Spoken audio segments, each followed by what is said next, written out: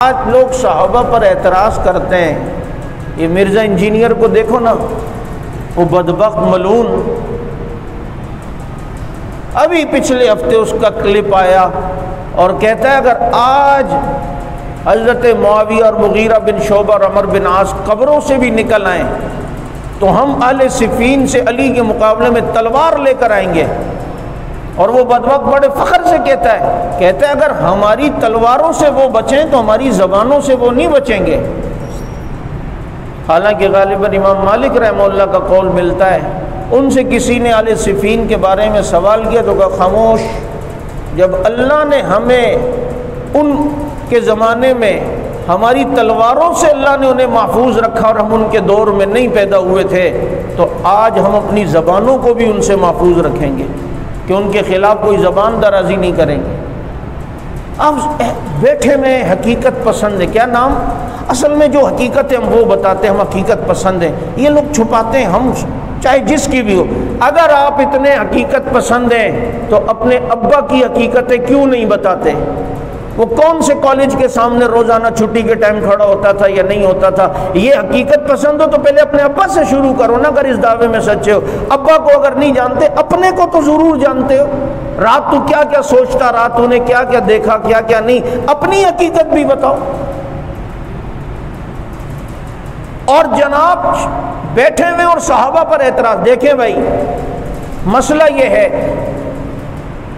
مولانا فیصل صاحب نماز پڑھا رہے ہوں اور میں وضو کر کے آ رہا ہوں اور مولانا فیصل صاحب نماز پڑھاتے ہوئے تلاوت غلط کر رہے ہوں، پڑھ رہے ہوں، اور میں وہیں سے انہیں لقمہ دوں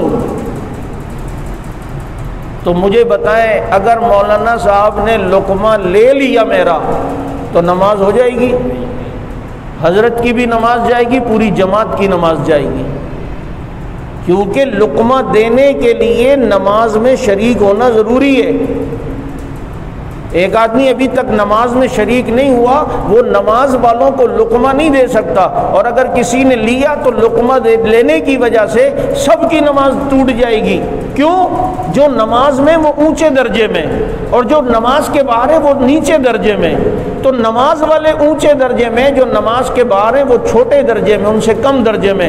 حالانکہ یہ وہ درجہ ہے جو میں فوراً حاصل کر سکتا ہوں. اللہ اکبر کہوں تو میں بھی اس درجے میں آ جاؤں گا، جماعت میں شامل ہو جاؤں گا.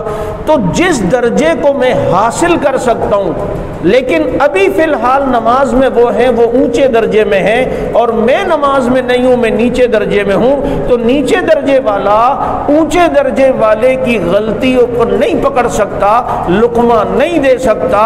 تو ہم تو بہت چھوٹے درجے والے ہیں، ہم صحابہ جیسے اونچے درجے والوں کو لقمہ کیسے دے سکتے ہیں؟ ان کی غلطی کیسے پکڑ سکتے ہیں؟ جبکہ میں اس جماعت میں اور اس مقام میں شامل بھی نہیں ہو سکتا. چاہے میں ساری زندگی سجدے میں رہوں، صحابیت کے مقام کو حاصل نہیں کر سکتا. اس مقام کو تو میں حاصل بھی کر سکتا ہوں جو میرے سامنے نماز ہو رہی ہے، اللہ اکبر کہوں، تکبیر تحریمہ، اور اس مقام میں آ سکتا ہوں، لیکن ابھی تک نہیں آیا. میرا درجہ چھوٹا ہے. یہ نماز میں نماز والا اونچے درجے پہ ہوتا ہے، اس لیے چھوٹے درجے والا بڑے درجے والے کو لقمہ نہیں دے سکتا. جب یہ اصول نماز میں اللہ رب العزت نے ہمیں بتایا ہے تو پھر عقل سے یہ سوچ لینا چاہیے صحابہ کے مقابلے میں ہم بہت چھوٹے درجے والے ہیں، ہم بھی پھر بڑے درجے والوں کی غلطی پہ لقمہ نہیں دے سکتے. ہمیں حق ہی نہیں ہے. لیکن جو لقمہ دے گا اسے مسئلہ نہیں پتا بے وقوف کو، وہ جاہل ہے کہ جی کیوں نہیں بھائی، امام صاحب غلط کر رہے ہیں، میں لقمہ کیوں نہیں دوں؟ بھائی تو ابھی اس درجے کا نہیں ہے. تو پہلے اس میں شامل ہوتا تو پھر تو لقمہ دیتا. اب جو لقمہ دے گا نماز میں شامل نہیں، اور وہ کہے جی امام صاحب لقمہ کیوں نہیں لے رہے؟ امام صاحب تیرا لقمہ لے کر کیا اپنی نماز کو خراب کریں گے؟ تو جاہل ہے، تجھے مسئلہ نہیں پتا کہ تو اس امام کو لقمہ نہیں دے سکتا.